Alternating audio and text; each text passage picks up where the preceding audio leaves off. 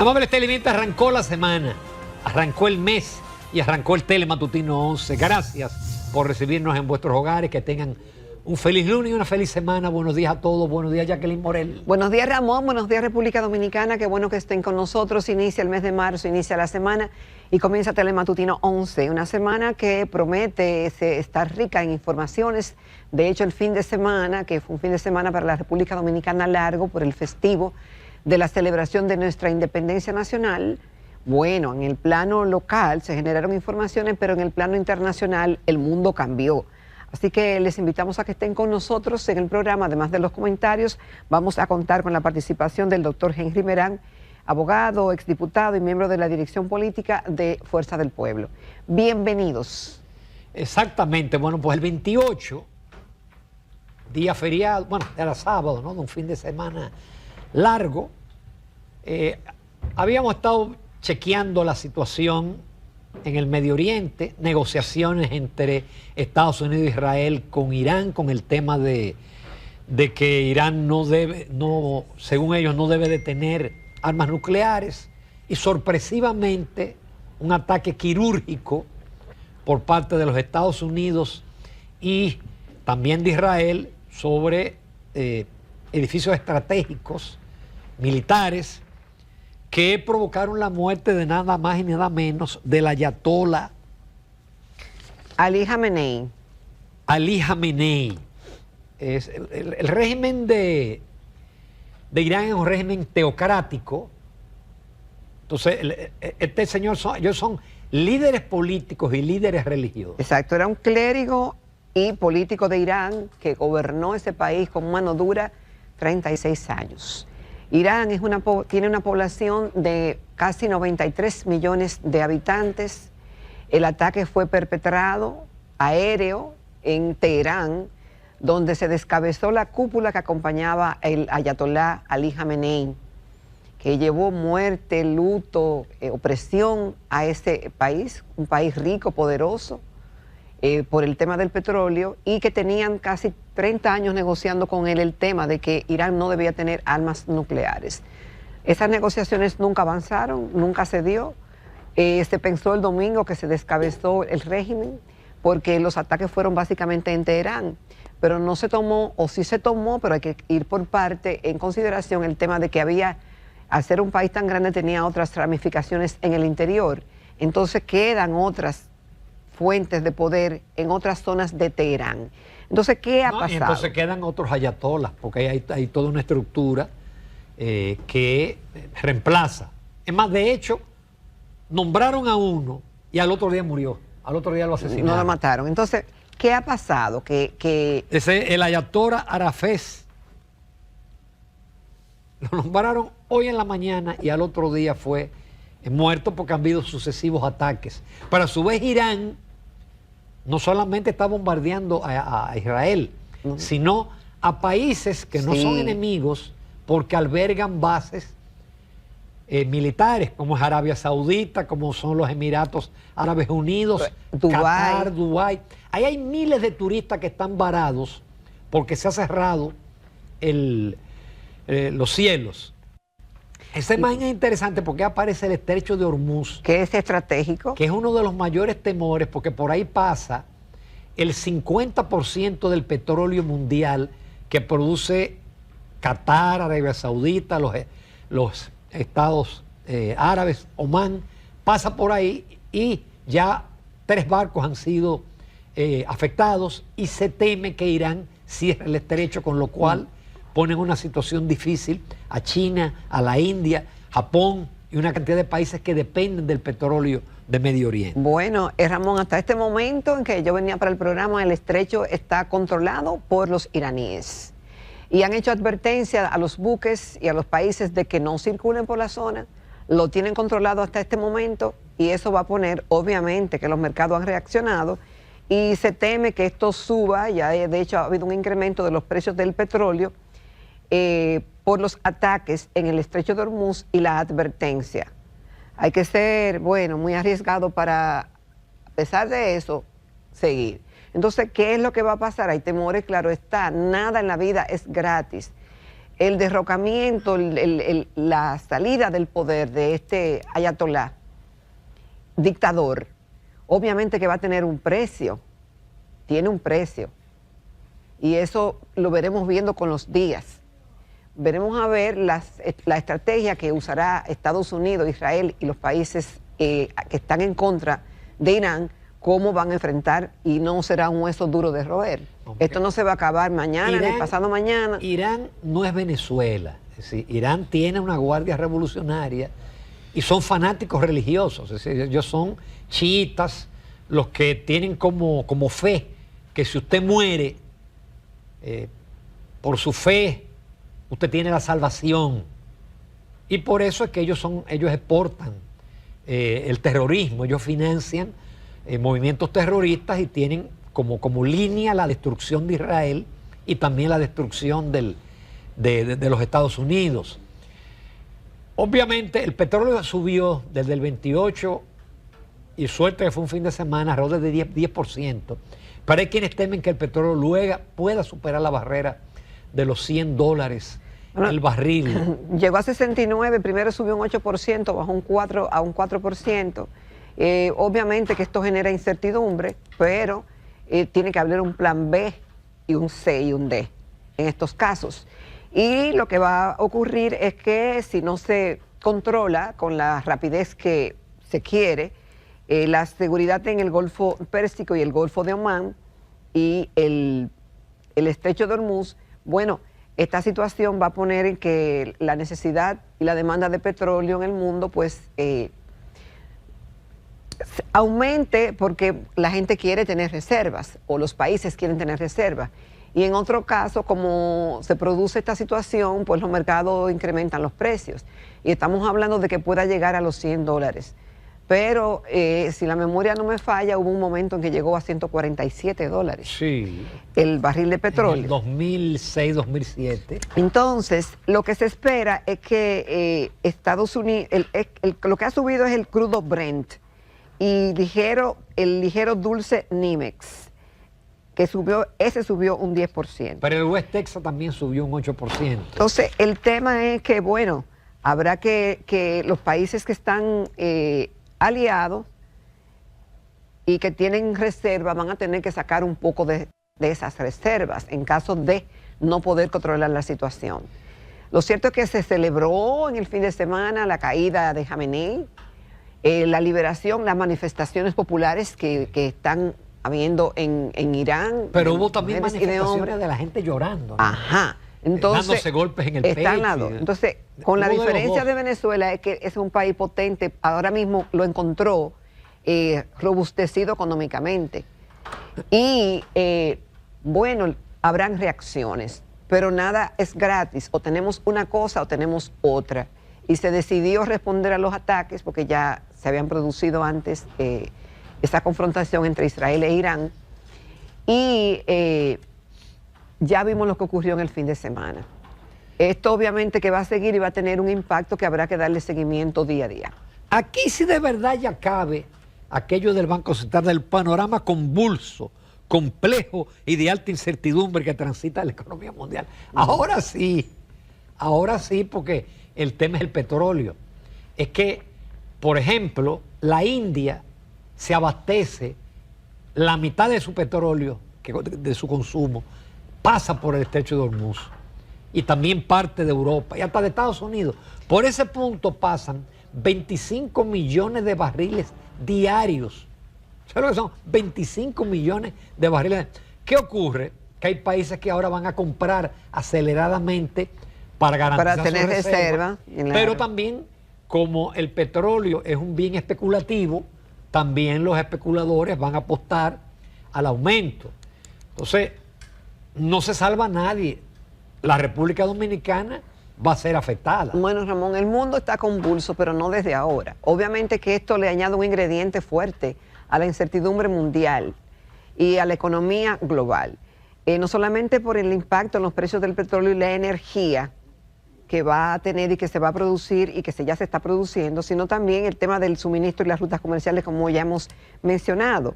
Ahí pasa el 30% del petróleo mundial, pero hay países que que la dependencia es demasiado grande de esa ruta. India, por ejemplo. También los mercados financieros han reaccionado, la aversión al riesgo ha provocado caídas en las bolsas asiáticas y en futuros estadounidenses.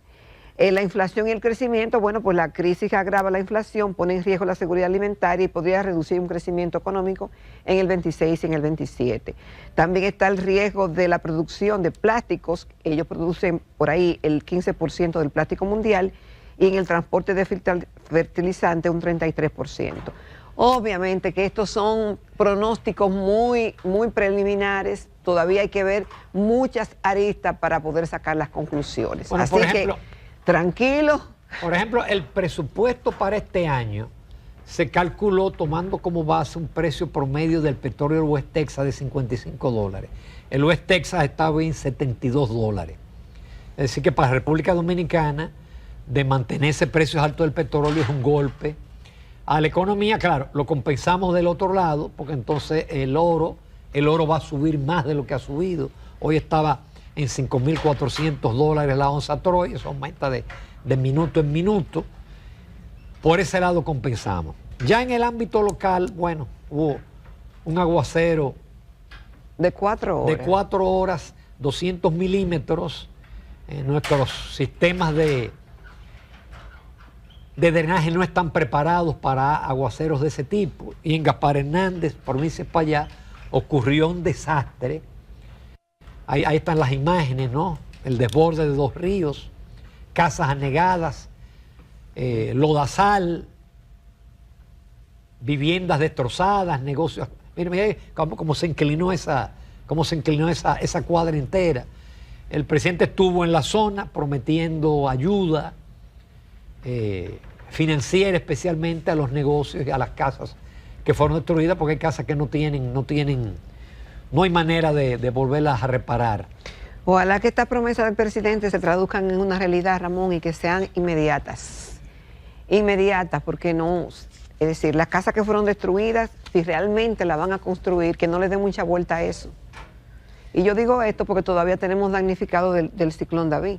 No, y que ya la gente se estaba quejando de que la ayuda no había acudido con la rapidez con que la gente la necesita en una situación de esa naturaleza. Exactamente, no es que vayan a vacunar, no es que realmente hagan una intervención que sea real y que ya desde hoy comiencen a reparar las casas que van a reparar y que llegue la ayuda que tiene que llegar.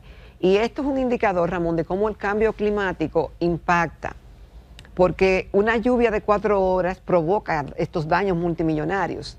Y esas son cosas, como decimos, como hemos dicho en otras ocasiones, la naturaleza es soberana. Y esos son los imprevistos que pueden cambiar, que no son controlables por el gobierno ni por el ser humano. Entonces, ojo, hay que mantenerse... Pero sí pueden haber paliativos si se hacen las cosas que hay que hacer. El propio presidente dijo, se suman años de descuido en infraestructura de protección como los gaviones, pero ya él tiene 5 años en el poder. Entonces, usted va, por ejemplo, a cualquier país desarrollado y los ríos que atraviesan las ciudades están encauzados para evitar el desborde. El presidente dice, sí, mira, hay que poner gaviones en tales y tales sitios.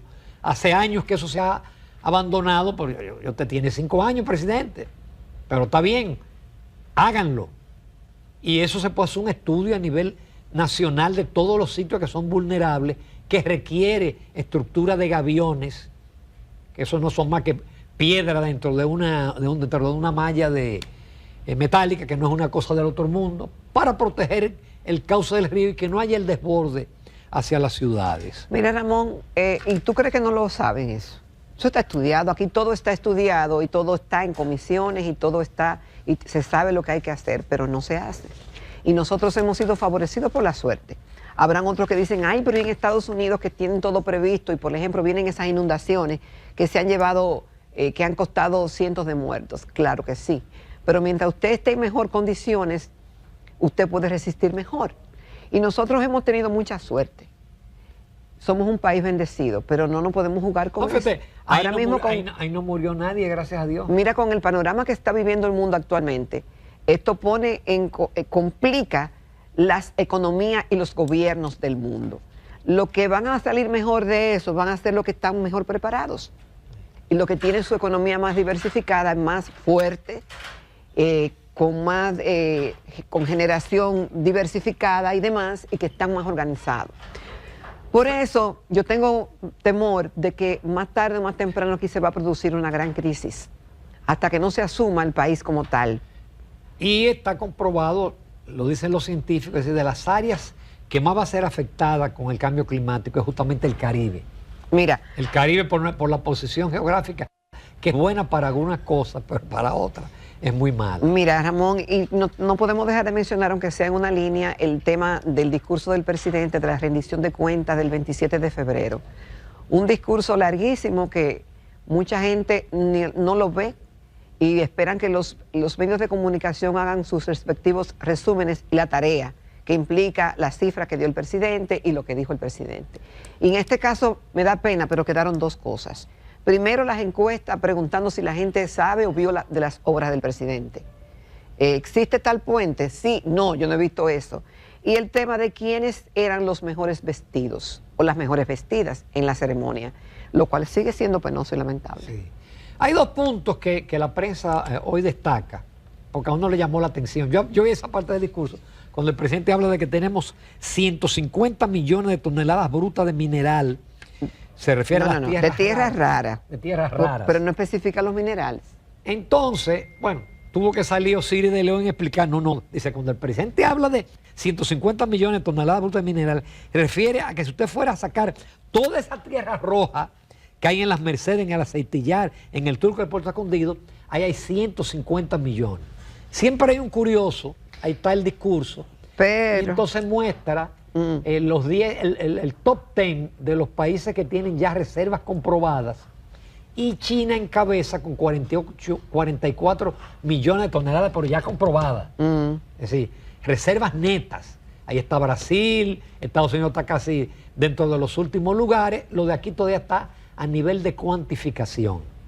Y el otro tema es que él volvió a insistir en la duplicación del PIB para 2036, lo cual es imposible. La economía debería crecer entre 7 y 8% este año y los años sucesivos para poder duplicar el PIB y el PIB per cápita. Aún con los 3.82 que nos dio de estimado el Harvard Lab, la duplicación sería en el 2044. Es decir que 2036, presidente, no hay manera de duplicar. Esta economía ya no puede crecer 5, ni 6, ni 7. No es hay decir, manera. en el 2044 si se mantiene la proyección que hizo de el 3.82. Pero si caemos en 2.1 y en 2.2, como pasó en el 23 y pasó en el 25, no vamos a llegar ni en el 2050. Bueno, afortunadamente, en el largo plazo, como decía un economista, todos vamos a estar muertos. No vamos a ver eso. Mira, según el economista Jesús Geraldo Martínez, también tiene un punto de vista similar al que tú planteas. Y él dice que la economía dominicana, para llegar a esa meta de duplicar el PIB en el 2036, tendría que crecer entre 6 y un 7% anualmente. Y el año pasado, por ejemplo, fue un año en que la economía creció menos de lo que estaba acostumbrada. Y obviamente que esto fue un golpetazo. 2.1 es un bajo crecimiento con relación a lo que hemos crecido tradicionalmente. Entonces es un desafío grande que implicaría reformas estructurales, matemáticas, no discursivas, y aplicarla. Entonces, y aplicarla minuciosamente hasta esa fecha. Y esa no importa el programa, esa reforma no están a la vista, por lo menos en este gobierno no están. El partido que bueno, y ahora menos. Cada día el panorama se complica un poco más. Y en medio de esta situación vemos hoy también, pero ya no hay tiempo para hablar de eso, de cómo el tema de la pérdida en el sector eléctrico siguen aumentando, Ramón. Sí. Siguen aumentando. Y entonces tú ayer presente hablando de educación y de salud y tú dices, bueno, no estamos preparando. Aquí pueden venir de repente, si se instala la gente de Google, si aquí vienen de repente 10 empresas tecnológicas a instalarse, no contamos con la mano de obra.